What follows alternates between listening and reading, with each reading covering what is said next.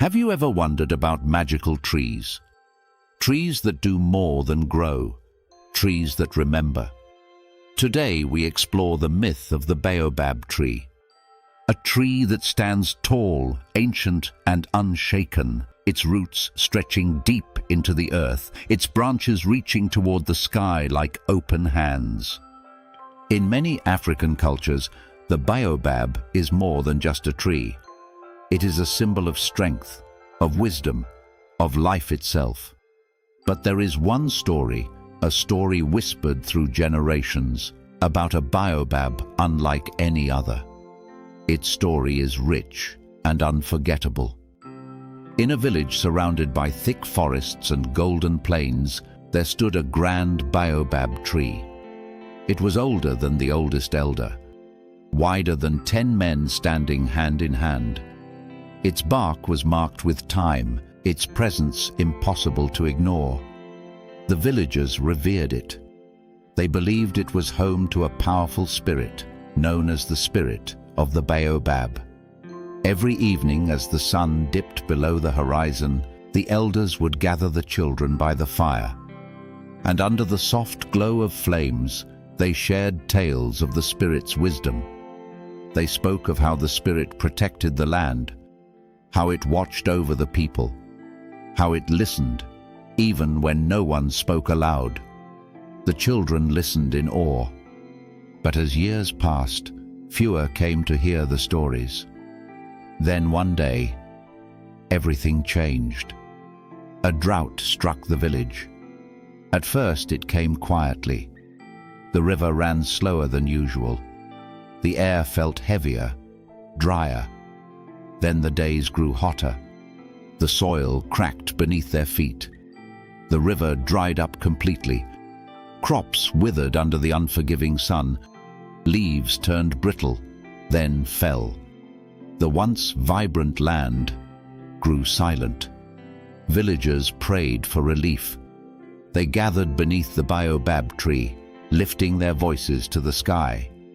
But their pleas echoed in silence. No rain came, no wind stirred. Hope began to fade, and slowly fear crept in. Among the villagers was a young girl named Amina. Amina was different. While others feared the baobab tree, she loved it. She would often sit beneath its vast branches, resting her back against its trunk. There, she felt something others did not. A quiet presence, a gentle calm. She listened, not just with her ears, but with her heart. Even as the drought worsened, she returned to the tree each day, because somehow it made her feel less afraid. One night, everything changed. Exhausted from the heat and worry, Amina fell into a deep sleep beneath the tree, and she began to dream. But this was no ordinary dream. The air shimmered. The world around her glowed softly. And then a figure appeared. Tall, radiant, formed from light and earth itself. It was the spirit of the baobab. "Young girl," the spirit said, its voice calm, yet powerful. Amina felt no fear, only wonder. "Your village has lost its way," the spirit continued. Amina's heart raced. "We prayed," she said softly. "We asked for rain, but nothing came." The spirit's glow dimmed slightly. "You ask the earth for life, but you no longer listen to it." A silence followed. "To survive," the spirit said, "you must remember your bond with nature, not as rulers, but as part of it." Amina awoke suddenly. Her heart pounded in her chest. The early light of dawn touched the horizon. For a moment, she wondered if it was real, but deep inside, she knew. It was, and she knew what she had to do. Excited and determined, Amina ran back to the village. She gathered the people as they began their day. "The spirit of the baobab spoke to me," she exclaimed. The villagers paused. Some exchanged doubtful glances. Others leaned in, curious. "We must reconnect with nature," she said. "We must care for the land, show gratitude, restore balance." The villagers murmured among themselves. A child? Speaking of spirits? Some were skeptical, but others remembered the old stories. Amina led them to the baobab tree. Slowly, people followed. At first, only a few, then more. They gathered around the great tree, uncertain, yet hopeful. Amina stepped forward. She placed her hand on the bark and closed her eyes. "We must begin here," she said. One by one, the villagers began to act. They cleared dried branches. They planted seeds into the cracked soil. They carried what little water they had to nurture new life. They spoke words of thanks, not just requests. Days passed, then weeks. It was not easy. The sun still burned overhead, but something had changed.